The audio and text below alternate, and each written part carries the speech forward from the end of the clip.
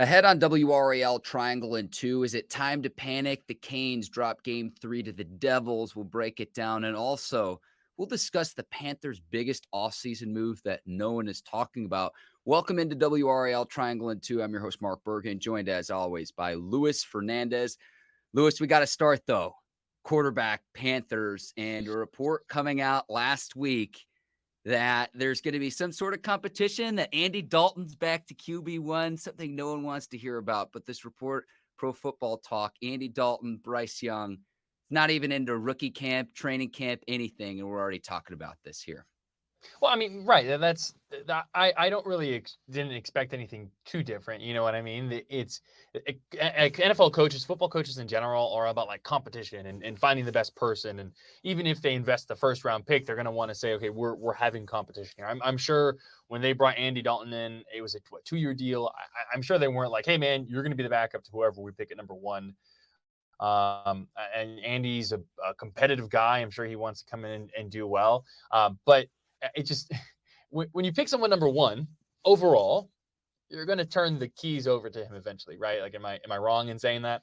And honestly, if we were talking about Andy Dalton, the Pro Bowl quarterback, that would be one thing earlier in his career.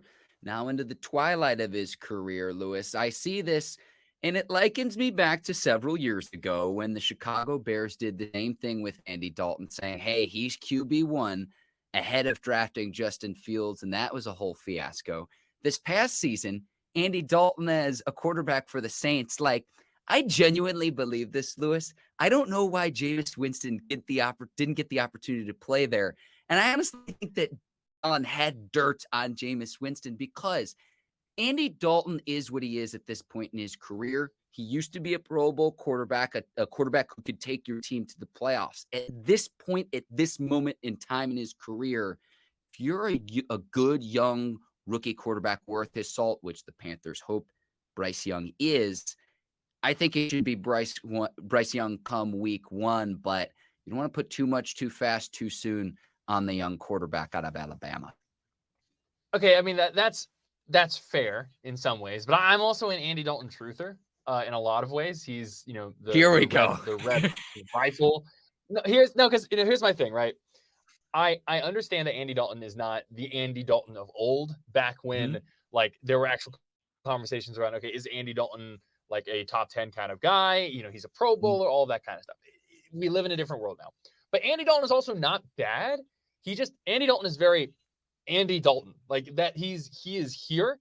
Like, this is Andy Dalton. If your quarterback is better than Andy Dalton, you got your guy. If your quarterback's worse than Andy Dalton, you need to get a guy. And then you got Andy Dalton. And like, I mean, last year, I know, I mean, it's stats and there's a lot more to it. But like last year, he completed 66% of his passes, 2,800 yards, 18 touchdowns, 9 interceptions. Like, what Andy Dalton does is he has a lot of high profile mistakes. Like, he'll be, when no one is watching, when it's 1 p.m. and he's just doing his thing, Andy does pretty well. And then he will make a mistake or two in the most high profile of moments.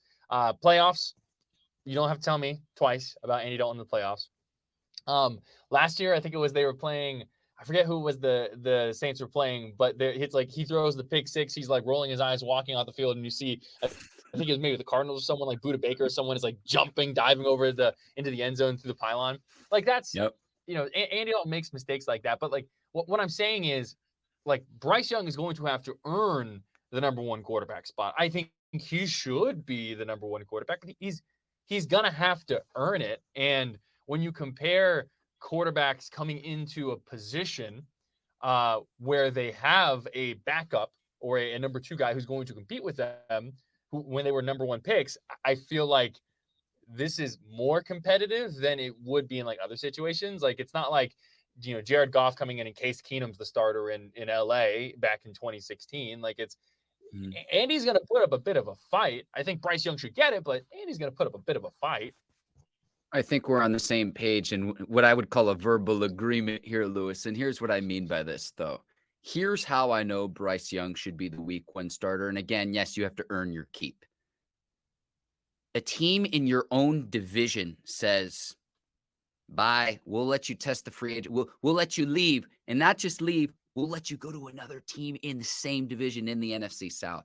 It tells me everything I need to know where Andy Dalton is at this point in his career. It's not to take away with what he's accomplished in his career, Lewis, but he's 35 years old. So he's Yeah, not no, the no, same yeah, spring absolutely. chicken that he was early on in his career. And I'll say this, if Bryce Young isn't the week 1 starter, I had different feelings based on which quarterback the Panthers would take. But I don't think there was any doubt that the 2 top guys were Young and Stroud in terms of being most pro ready. It should be Bryce Young come week 1, and you do hope Andy Dalton puts up a fight. But if a team in your own division lets you go to another team in the division, tells me everything I need to know right there, Lewis. Well, I think also too, like part of the reason why the Saints did that was they wanted to get a guy who's going to be there for the next 5-10 years in Derek Carr. But I will use this as an example here. Okay. I went back and I looked at all the times a quarterback has been drafted number 1 overall since 2000. Okay. It's happened 16 times because I think this is part of it. It's the draft capital that you invest into someone. That's a direct notion of how important they need to be to your team. What kind of resources you're going to give them, all that kind of stuff. So there have been 16 quarterbacks taken with the number 1 overall pick since 2000. 10 of them have started game 1, week 1.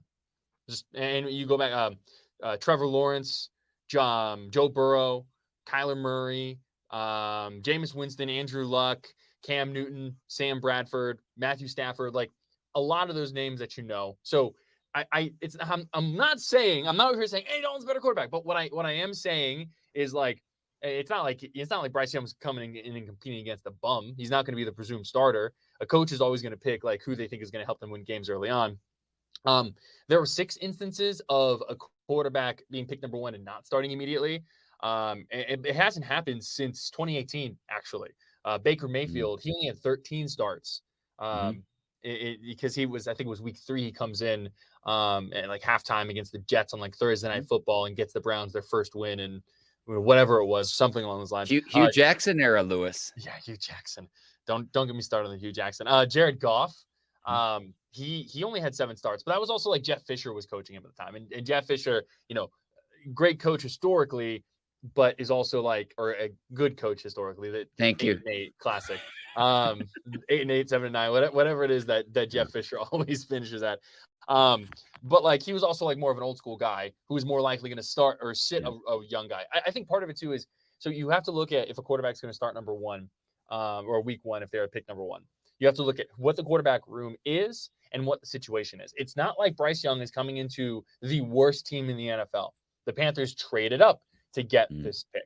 So I think that also plays into it. You're not going to be putting him in a position where he's going to get hurt immediately. Like, Joe Burrow starts his first 10 games and then tears his ACL because that offensive line was putrid. You look at some of these where it's like, I'm trying to think back here. Jamarcus Russell doesn't start essentially his entire first year for various reasons there. Like Baker Mayfield, that team was that the team the year before that went winless? Was that right for the Browns? So, I mean, they don't throw him into the mix. Hugh Jackson is historically one of the worst coaches in league history if you go purely based on record. So it's just if you care about if the team wins or loses. Yes. So I'm not saying that Andy Dalton is going to come out here and have comeback player of the year and stun everyone, as the starter for the Panthers while Bryce Young sits out a year. But what I am saying is that Andy Dalton is a step above, I think, the normal competitors that a quarterback room has for a number 1 overall pick, which is good because in a best case scenario, Bryce Young's your guy and then Andy Dalton's your backup. And then you have a very good backup situation. I'm with you there. I have one other request, Lewis. Can we get the Panthers to produce an Andy Dalton QB1 social media graphic and set the internet on fire? That's like, they announce like Frank Reich announces at the beginning of training camp that Andy's the guy until Bryce wins it over. And it's like, geez, no, thank you. I don't think there's any upside for whether it's Frank Reich, whether it's Scott Fitterer, whether it's Tepper to say who the starting quarterback is week 1. I don't think there's any upside there for them. So it's like, I would not answer that question if I was asked that question by a reporter, if I was in any 3 of their shoes. I think the only way, unless like Bryce gets hurt in training camp or preseason or something like that. I think the only way Bryce Young is not starting is if the schedule gets released, which we still don't know, by the way. Thursday. It may not be released. It's apparently it might be a little bit up in the air. There reports are going into that, but I think the only way he doesn't really start week 1 is if the schedule is released and the Panthers' week 1 opponent is like some absolutely monstrous defense that might get Bryce Young hurt, and then you start Andy as a sacrificial lamb. And then you let the Bryce Young pick up after that. That would be the only situation I really see. For the record, we're not wishing injury upon anybody. No, I hear what you're saying, though. I hear what you're saying, though, in terms of how the schedule comes out. Possibly Thursday might get bumped back. We'll see. We're going to keep an eye on that as well.